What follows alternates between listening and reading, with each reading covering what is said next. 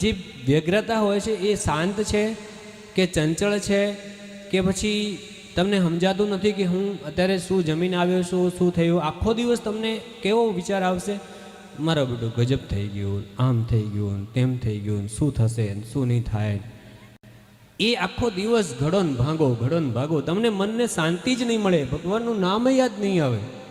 અને બીજા દિવસે તમે જઈ અને ક્યાંક મંદિરમાં કે આશ્રમમાં અથવા તો ક્યાંક સત્સંગ થયેલો હોય, ક્યાં સત્યનારાયણ ભગવાનની કથા થઈ હોય, અને એવી જગ્યાએ જઈને એ થોડો શું ભગવાન સત્યનારાયણનો પ્રસાદ તમે ગ્રહણ કરજો અને એ દિવસે તમે અનુભવ કરજો.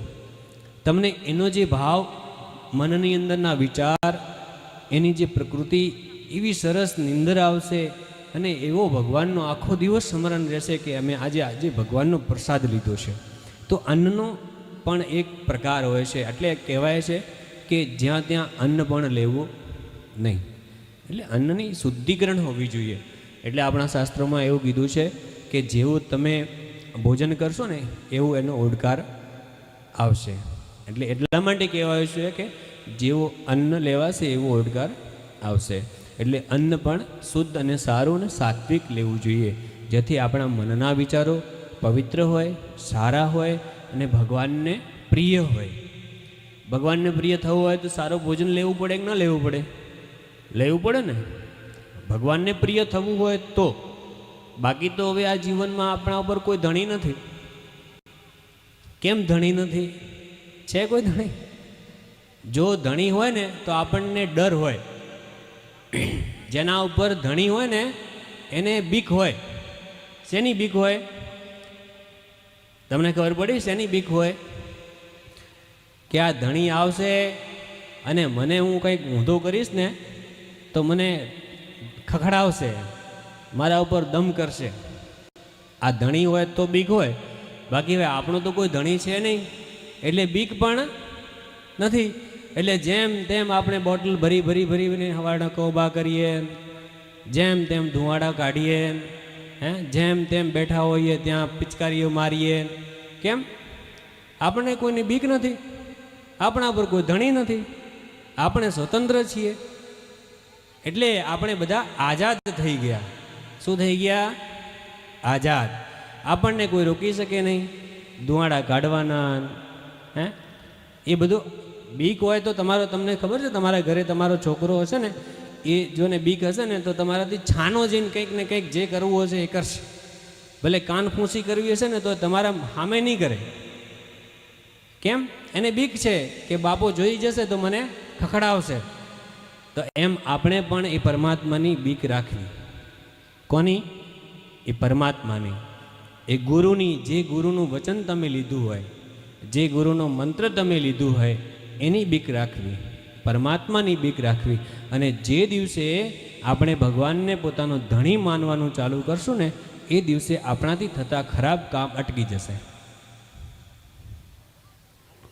જે ધણી હશે ને, જે ધણીને માનતો હશે એના થકી જ ખરાબ કામ અટકશે, બાકી અટકવાના નથી. આપણે તો બહુ મહાન છીએ.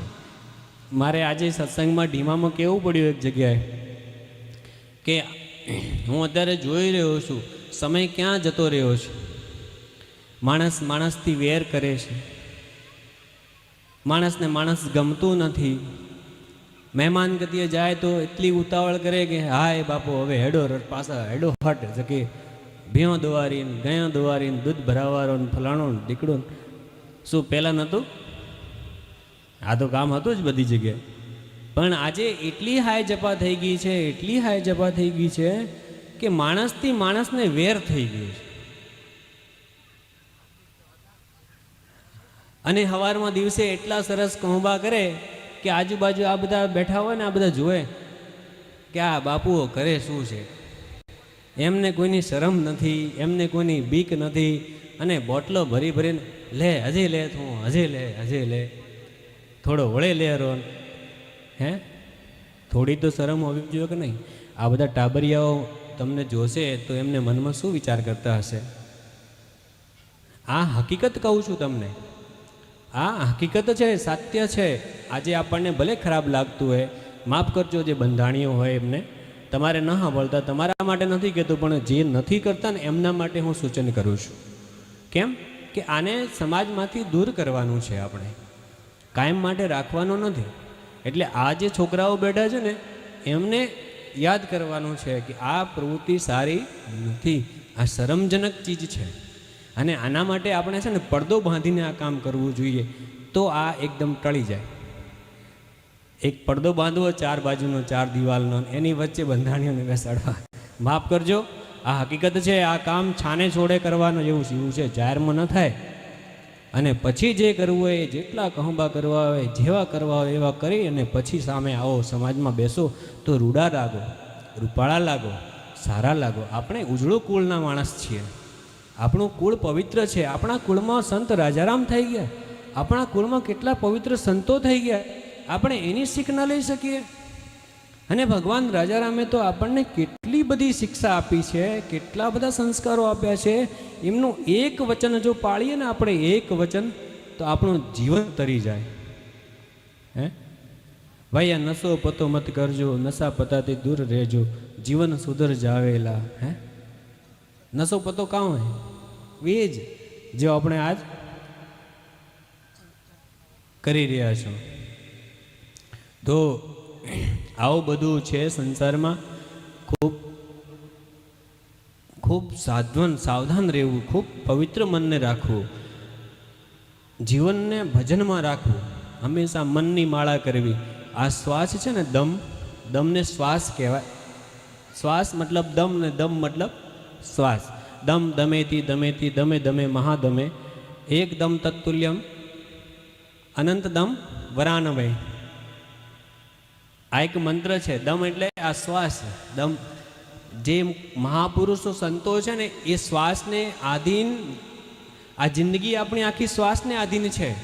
અને શ્વાસ ઘડીક ભર રોકાઈ જાય ને તો ફફડાટ થવા માંડે, ફફડાટ. તમને ખબર છે, જેમનો શ્વાસ ચડતા હશે ને એ 2 ડગલા ભરે ને પછી વિચાર કરે કે હવે હું 3જો ડગલો ભરું કે બેસી જાઉં. થાય છે કે નથી થતું? કેમ કે નીકળી જશે તો પછી આ શરીર કંઈ કામનું નથી રહેવાનું, એને બીક પઈ ગઈ છે અંદર. એટલે આ શ્વાસને જો તમારે ટકાવી રાખવો હોય અને શરીરને અવિચળ મજબૂત રાખવું હોય તો નિરોગી ને નિર્વેશની થવું પડશે. બાકી આ સહેલું નથી જીવન ટકાવવું. 100 વર્ષ આયુષ્ય મનુષ્યનું છે. કોનું છે? મનુષ્યનું. આપણું પોતાનું 100 વર્ષનું આયુષ્ય છે. અને આ આયુષ્ય ક્યાં ગયું? 50 વર્ષ 60 વર્ષની અંદર ટપકી જઈએ મતલબ શું? હે 60 વર્ષ જીવે એટલે ઓહો ડોકરો ખૂબ જીવ્યો, બાપા અડધીએ જતો રહ્યો. 50 થાય ને એટલે મથાળું આવે. 50 થાય એટલે મથાળું આવે, અને 60 પછી ઢળતી આવે. હે એટલે મથાળું આવે એટલે માણસ જવાન થાય. અને હા, પહેલાં તો 40-45 વર્ષે તો લગ્ન થતા હતા, ઘણા બધાના લગ્ન થયેલા હશે. એટલે જો 45 વર્ષે જો લગ્ન ન થતા હોત તો એ જવાની ક્યાંથી હોત? જવાની હતી એટલે જ ને. તો એ માણસ 100 વર્ષનું જીવન જીવતો હતો, અને એમનું નિરોગી જીવન હતું, વ્યસન વગરનું હતું. નથી તો ચા આપણી, નથી બીડી આપણી, નથી આપણી ગુટકા, નથી આપણું અફીણ. આ આપણું નથી. આપણું તો પીણું શું છે? દૂધ, દહીં, ખીર, શરબત, બદામ શેક, કાજુ શેક, પિસ્તા શેક. આ આપણા પીણા છે અને ખાણા છે. હે તો આપણે તો આપણા પીણા ભૂલી ગયા. એટલે ફરીથી આપણે આપણી જે પરંપરા ભૂલી ગયા છીએ એ પરંપરાને પાછી લાવો અને બધા એક થઈ જાઓ. આજે સમાજની અંદર દેશી ને મારવાડીના જે ભેદ પાડ્યા છે ને બધા મટાવી અને એક થઈ જાઓ. બધા આંજણા એક છીએ આપણે, એમાં કોઈ ભેદ નથી. તમે શું કરશો? નાનકડું સમાજ છે અને એમાં તમે વાડા કરશો ને તો તમારો સમાજ વિખરાઈ જશે. ક્યાં જશો? આજે તમે જોઈ રહ્યા છો પરિસ્થિતિ. તમારા દીકરા બહારથી લઈને આવે છે ને તમારી દીકરીઓ બહાર જતી રહે છે. કારણ શું છે? સંકોચિત સમાજ, નાનકડું સમાજ. તમારા સમાજમાં ગમતું નથી એટલે પછી બહાર જાય અને પછી આપણે માથા કૂટીએ કે એ ભાઈ મોરદ કરમ ફોડિયા ભરા, નોરા નાક વાડિયા ભરા. અને જો આપણો સમાજ આખો એક થઈ જાય તો કેટલો વિશાળ પરિવાર થાય. એને જ્યાં જવું હોય ત્યાં સમાજમાં તો રહે ને. રેક નહીં, સાચી વાત છે કે નથી? સાચી વાત છે ને? તો સમાજના બધા જ આગેવાનો ભેગા થાઓ અને આના ઉપર નિર્ણય લો, આના પર વિચાર કરો. કાલનો દિવસ છેટો નથી. અત્યારે આપણને લાગે છે, પણ જ્યારે એમની અવસ્થા આવશે ને ત્યારે કંઈ જ નહીં મળે. તમે જોવો હોય ને તો પાલનપુરથી પેલી બાજુ જઈને જોઈ લો. પાલનપુર સુધી તો આપણી હજુ વારસાઈ બચેલી છે, આપણા સંસ્કારો રહેલા છે, આપણી ઘૂંઘટની લાજ રહેલી છે. પણ જે દિવસે ઘૂંઘટની લાજ માથાથી ખભે આવશે ને ત્યારે અહીંથી બધું વિખરાઈ જશે.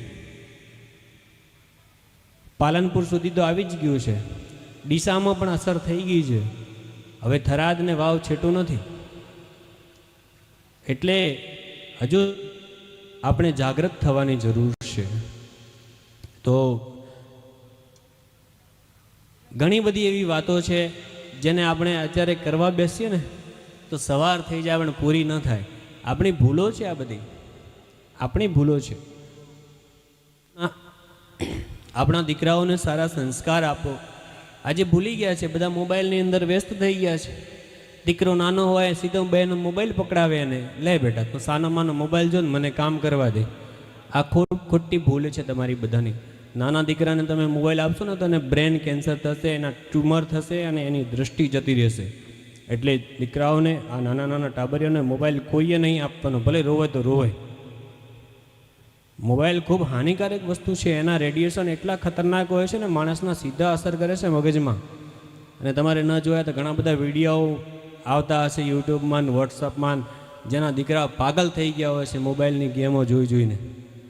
એટલે એ પરિસ્થિતિ આપણી ના આવે. ચેતી જજો આજથી બધા. મોબાઈલ આપતા હોય ને તો આજથી બંધ કરી નાખજો. આ મોબાઈલ સારી વસ્તુ નથી, એનો દુરુપયોગ ખૂબ બધો થતો હોય છે. મોબાઈલ ફોન શાના માટે છે? ઇમરજન્સી કંઈક કામ હોય, ફોન કરીને તરત કામ પતાવી દો એના માટે. બાકી હવે આખો દિવસ આની અંદર ડોળા ફાડીને જુઓ છો તો પછી તમે તમારું કામ ને તમારું કર્મ ને બધું ખતમ.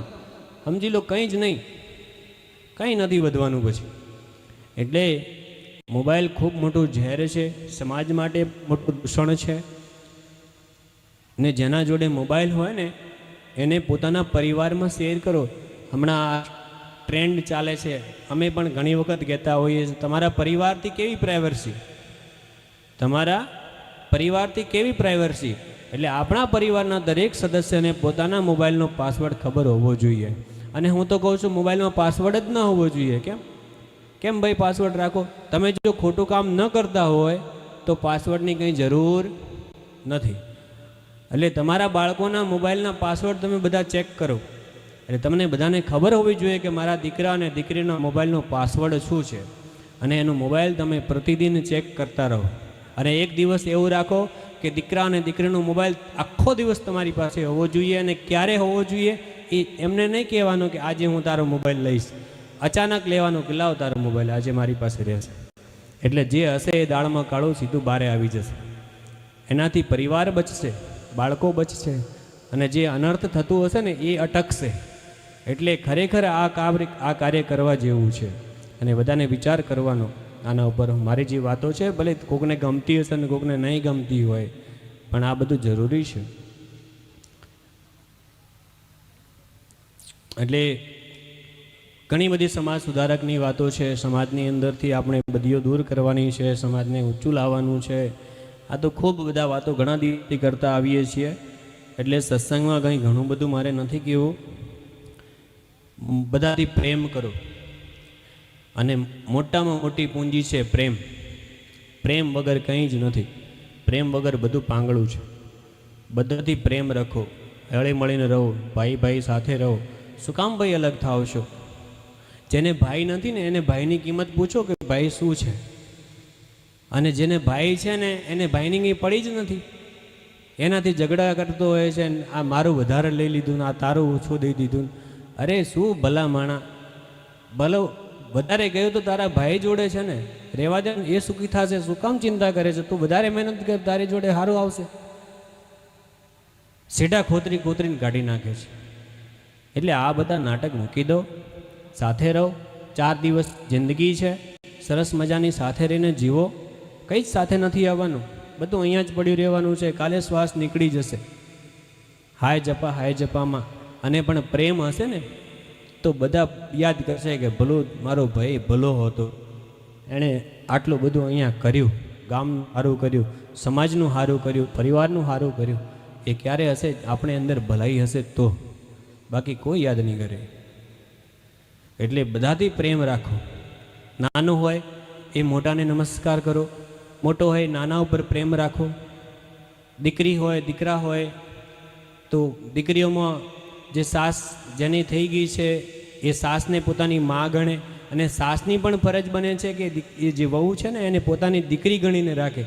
હાવ વહુ ન કરે એટલે છે ને એનાથી પ્રેમ રાખે એમ. નહીં તો બસ સાસ અને વહુના ઝઘડા થવાના જ. આ પારકા ઘરની આવીને, આ ફલાણા ઘરની આવીને. ભાઈ પારકા ઘરની આવી તારું ઘર સાચવ્યું છે કે નથી સાચવ્યું એનો તો વિચાર કરો.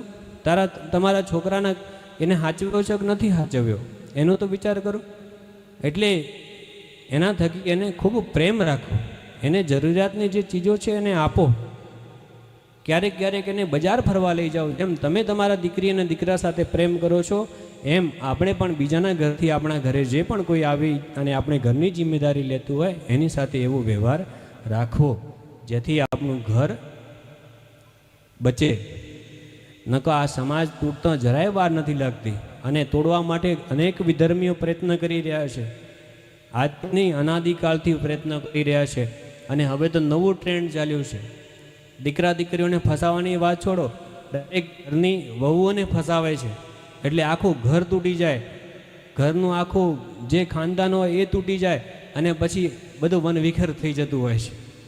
એટલે આવું ન થાય એના માટે તમે તમારા પરિવારને ખૂબ સાચવો અને હંમેશા પરિવારની સાથે બેસીને ભોજન કરો. બધા એક દિવસ એવું અઠવાડિયામાં રાખવું કે બધા એક સાથે જમવાનું બનાવી અને પછી બધા એક સાથે બધા પરોસ કરો, એકબીજાને આપો. ભાઈ દીકરી અને વહુમાં ઘણો ભેદ ન રાખવો, એની ઉપર ઘણી મર્યાદાઓ ન થોપવી. એ તમારી દીકરી છે, એ તમારી વહુ છે, એ તમારી દીકરી સમજવી. એને પણ તમારે એવી સાચવીને રાખવી જોઈએ જેમ આપણે આપણી દીકરીને હેત કરીએ ને એવું ને એવું. એને પણ ઘર અને મા બાપ યાદ આવતા હોય છે. એટલે આ બધી સમાજ બચાવવાની, પરિવાર બચાવવાની વાતો છે. એટલે ખૂબ સમજદાર થાઓ, ખૂબ બુદ્ધિ રાખો, ખૂબ વિવેક રાખો, ખૂબ માન અને મર્યાદાઓ. હજુ આપણી સમાજમાં આ પાઘડી રહેલી છે ત્યાં સુધી છે, પણ જ્યારે આ પાઘડી જતી રહેશે તો પછી એ પણ પૂરું થશે. આજે તમે બજારમાં આ પાઘડી નીકળતી હશે ને તો બેન એકદમ બેફિક્ર થઈ જશે કે આજે આ બાબુ છે ને મને કોઈ તકલીફ નહીં થાય, હું ગમે ત્યાં ફરીને આવી રહીશ. એટલો પાઘડીનો આજે વટ છે. તો આપણી આ મર્યાદાઓ અવિચળ રહેવી જોઈએ, એ પૂરી ન થવી જોઈએ. આ પેઢીને પણ પાઘડી બાંધતા શીખડાવો બધા ધીમે ધીમે. ભાઈ પાઘડી બાંધ એમ, નકા આ બધું ભૂલી જશે. મફલર બાંધીને બધું ભૂલી જવાશે. પાઘડી બાંધતા થાવ બધા. હા, પાઘડી તો વટ છે. હા, તો ઘણી બધી વાતો કરવાની છે, સત્સંગ પણ સાંભળવાનું છે.